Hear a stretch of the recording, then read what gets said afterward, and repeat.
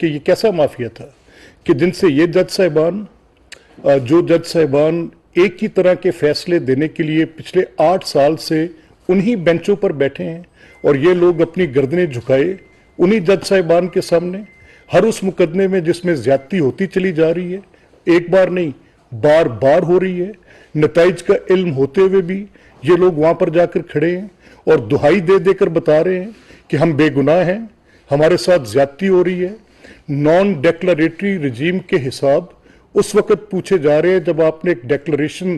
की रजीम क्रिएट कर दी, वो हिसाबात जो देने वाजिब भी नहीं है उन पर बिठा के सजाएं दी जा रही हैं। जब करप्शन के कोई एविडेंसेस नहीं मिल रहे, आप उनके जाती कारोबारों में से तफसीलात निकाल कर उनको एक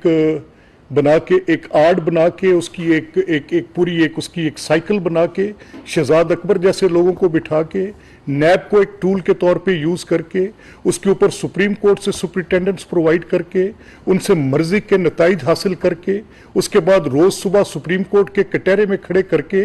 वो जज साहिबान जब ये फैसले कर रहे थे तब शायद ये भूल गए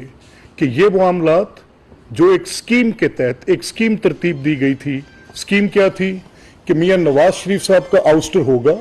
उनका आउस्टर कैसे होगा कि उनको पहले वजारत उज़्मा से फारिग किया जाएगा, फिर क्या होगा उनको पार्टी की सदारत से फारिग किया जाएगा। वो भी जुर्म किसके खाते में आएगा? सुप्रीम कोर्ट फैसला करेगी कि यह पार्टी की सदारत भी नहीं कर सकते। वो पहले सारे मामलात वो ANP की पिटिशंस की सन 70 से तरतीब दी गई जुरिस्डिक्शंस कि पार्टी की सदारत के मुतल्लिक सुप्रीम कोर्ट का व्यू क्या है, हाई कोर्ट्स का व्यू है, उन सबको एक साइड पर फेंक कर ये एक नई जुरिस्डिक्शन तरतीब देंगे और एक लाइफ टाइम डिस्क्वालिफिकेशन मियां नवाज शरीफ के साथ लगाएंगे।